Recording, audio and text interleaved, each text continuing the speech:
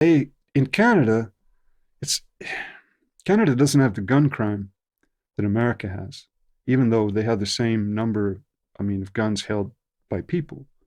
But Canada does have a pretty violent subculture.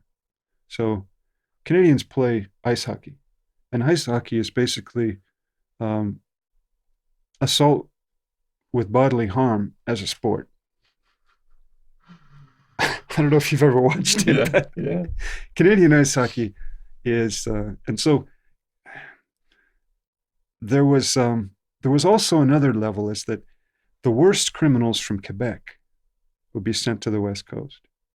Now, Quebec has a serious underworld culture.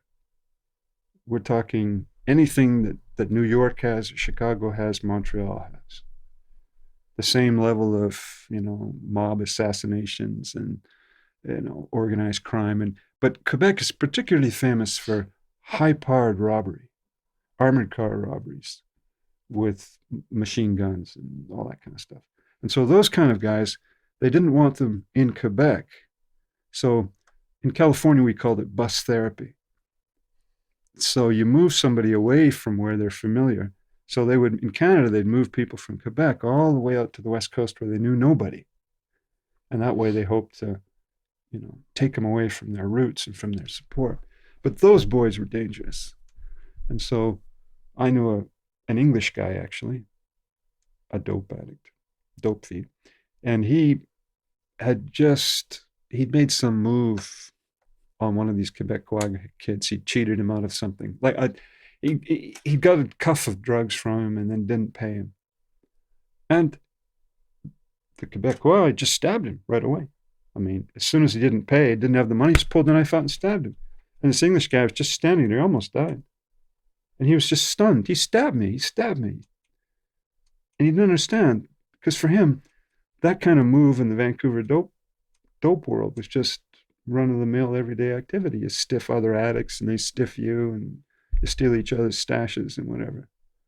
But for those guys, they played by San Quentin rules. So it was a dangerous place. I mean, this American guy had, like me, escaped and jumped the border, got in a shootout with the police there in Saanich. But unfortunately, he had a 410 shotgun with birdshot. So he shot the policeman with birdshot. But all that did is make him angry.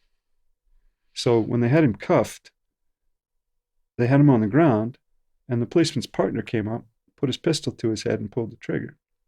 Now, this American, luckily, when the gun went to his head, he shifted his head by 45 degrees, and it just blew out the skull and eye orbit, and he lost his eye, but he didn't die. And they put his head back together, but it was like a teacup that had been glued.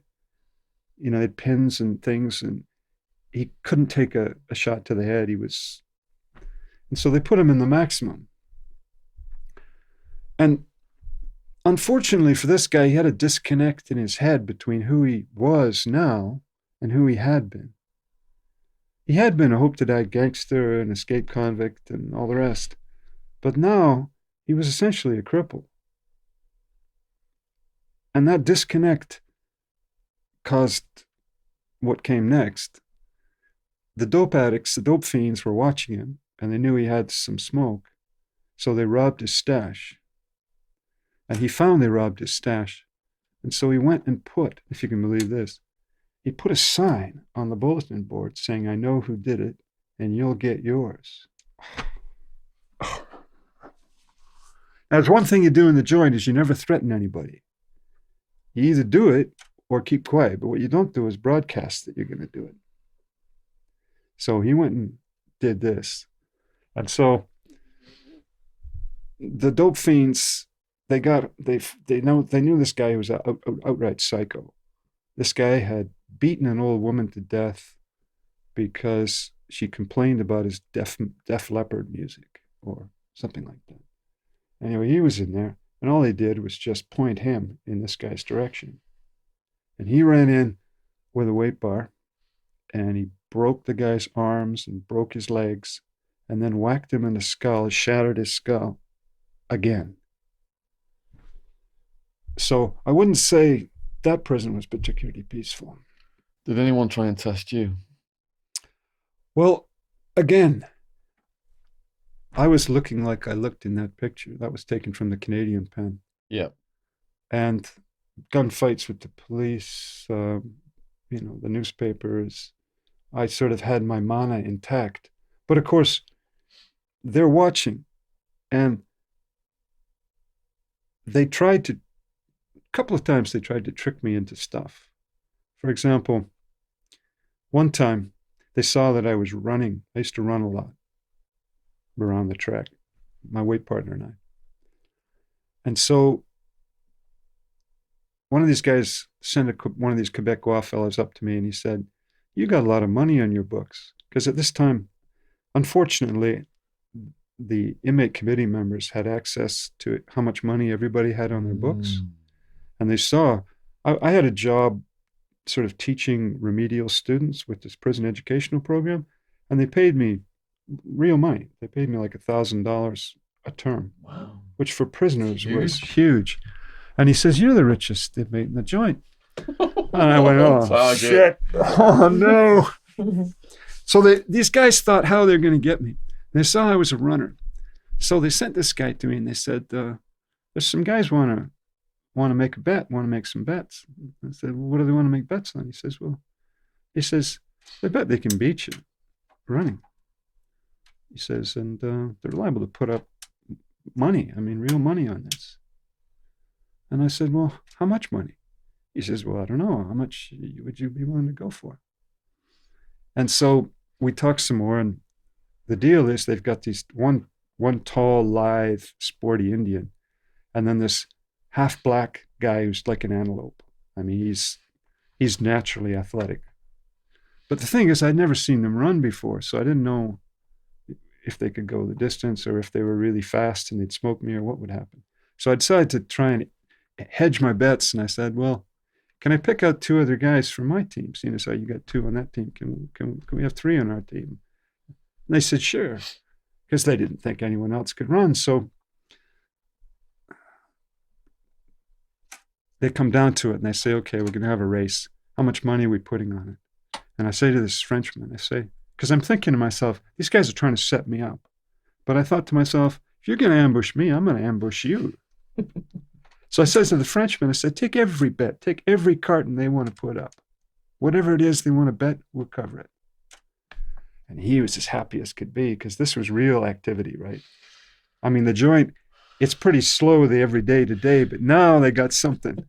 They're going to have a real race with real money, and these people have real, no, I won't call it antagonism, but there was this sort of dope fiends from Vancouver on this side, and there were some big, like kingpins from Vancouver, guys who'd like arranged the dope, and they took the whole group, so they had a whole group there. Actually, much like the group you had, right? So the day for the race came, and everybody's out. They're on the bleachers. People are making side bets. All of a sudden, time is real. It's not you're in the prison. You're almost at the racetrack or something, right? And the race starts, and these guys take off. And this black guy, he was like watching an antelope run. He was so smooth and just like silk. And when I run, I go red in the face and I'm chugging away, right? But it's a mile run, and these guys just take off because, of course, they want to look good in front of their mates, right? So away they go, and I'm thinking to myself, you boys, this is a mile run. I mean, do you run? Jog. No, I'm not that good. Well, a mile run's not like 10 kilometers. 10 kilometers you go at speed, but a mile run is a race. Anyway, so the race runs, and I come third, and my other two guys come first and second, and both these guys don't finish the race. So we smoked them. We got all the money. They paid up. They paid up because the sleazy dope fiends wouldn't have paid, but the money actually came from the kingpins. For them, it was just entertainment. Chump change. Yeah, it's chump change to just be entertained in an afternoon. There's a bit of buzz. Everybody has a good time. So you said there was a few times they tried to trick you. What else did they do? Well, I used to run a book, like on betting, because the big problem in the joint is, debts. like you might want to bet a game, but do you really have a carton of cigarettes in your pocket to put up on the bet? But if you have somebody who'll take the bets and lay off the bets, who you trust, who'll pay up, then it makes it possible. And I like to, in the joint, you're always looking for something to do. I mean, it's going to be interesting. And so betting on the games was a bit of being outside. It was like, the guys related to it. So I used to um, take bets. And fortunately, I discovered something which, of course, bookies probably already know. And that's that what you want to do is you want to catch a group of degenerate gamblers. I mean, complete addicts who can't help themselves, but who have money. And fortunately for me, there were two Chinese drug importers, and there was a bent stockbroker. And these guys, the bent stockbroker couldn't, for the life of him, if he bet one side of a bet, you knew they were going to lose. You could just throw your inheritance on it. And so these guys, and so what happened, of course, is that again, this group, the old kingpins, they start trying to overload me on one side to catch me out. Mm-hmm. Now they were cooler than in San Quentin. San Quentin, the prison gang might just come up on you with knives. These guys were pretty cool. They try and trick you into doing something you're already doing, but push you to go too far. Mm. So fortunately, I was able to, because I had this money, I was able to fund it, and so I never got caught. So outside of your entrepreneurial activity, what did you do to fill your time for the rest of your sentence in Canada? Well, I was really lucky because they had something called the prison education system, and it was out of the university in British Columbia, the Simon Fraser and the University of Victoria, and they had a group of how would you call them, lefties. Actually, one of them was English, Socialist Workers' Party, used to work for the BBC. And this group, they wanted to, they had an idea that teaching humanities to prisoners might awaken an awareness of the values of Western culture, and that people would make the conscious choice not to be criminals. And so this ethos, they brought in humanities courses, literature and art and history and psychology and philosophy. And the idea was to, one, get prisoners to get university degrees. So Did you already have a degree? No, I didn't. I didn't Okay. finish my degree because I went to prison. What subject was it you were doing? I was doing Japanese studies. Okay. But of course, the university wasn't doing Japanese studies. So I took, and anyway, I died and gone to heaven basically with this because, the usual books in prison are dusters and just cheap, murder fiction and sci-fi and stuff. But these guys were actually intelligent, committed people who were bringing in real books, and I would have a tutorial with a full professor from the university, one-on-one for an hour. I mean, just things that you'd never conceive of. Like if you were a paying student now, imagine you'd be lucky now if you saw your professor for 15 minutes. So you didn't just, So with this prison education program, I got right into it. And I got my degree, and then I started teaching for them in the prison to the other prisoners, different things, mostly remedial stuff. And I got paid. And we started publishing a prison journal, and we got involved with bringing outside groups in, like students from the university doing criminology would come in, and we'd organize sort of get-togethers between prisoners and students so they could ask their questions directly with no mediation between, books or teachers and such like. So it was really good. I mean, I've got to give those guys credit. Of course, the program's disappeared. It was defunded when they went back to the old punishment regime. But the prison education program from the University of Victoria was excellent. So how did it feel to go from this high adrenaline lifestyle then to be teaching people, prisoners? A third of the prisoners were our house couldn't even read or write. and I was assigned at one point to help him do some stuff for the high school, the GED, I think it's called. So to go from this wild lifestyle and helping other people, how did that feel? Well, it wasn't a hard transition because my mother was a university professor and I grew up around universities. So I sort of knew how to carry myself. And I'd been a student before I was busted. And so, in a sense, I'd got that stuff out of my system. I think, what do they call it when a boy wants to turn into a man? A rite of passage? Yeah, Well, that was my rite of passage, going to San Quentin, basically. baptism of fire. Yeah, I knew who I was after that, and I was secure in myself. And that means something. And of course, that's 11 years spent inside. But you can't look at what is time wasted. I mean, is time wasted working at the Lloyd's Bank for 11 years? Punching the computer screen? Is that? I mean, what else did I learn? I learned how to play badminton in prison. What about chess? My tennis game improved. Canada, I must say, has got some good sports facilities. And did you play any chess? The guys' chess is checkers is their game. Checkers, okay. Prisoners in America, chess is a bit too cerebral for them. We're talking checkers. Did you play chess with anybody? Yeah. There was heavyweight chess players in Arizona, Oh. definitely. They schooled me. I thought I knew a thing or two because I was in a chess club when I was a kid. I went in there, got my ass whooped right away. I had to have my parents sending in chess books so I could learn all these opening moves and all that kind of stuff. These guys they like gambling, poker. But of Yeah, course, I wouldn't sit down with anybody because in in Canada, for example, that bent stockbroker I was telling you about, he came in, he brought $5,000 up his ass, and he I guess he wanted to buy friends or something, try and protect him against. So he sat down at the poker table, and there were six guys playing, and of course he lost his $5,000 like in about 3 days. yeah. And what he didn't know was that every single person was playing it. They're all playing together. You got hustled. He got hustled, Mhm. So I wouldn't play games with people because, like, if you start playing chess with somebody, the next thing they want to start betting cigarettes the guy's going to try and hustle you. Yeah, I never staked anything on my games. It was just sportsman's pleasure. Well, that's all right if you can maintain it like that. Yeah. So, what year did you get released in Canada?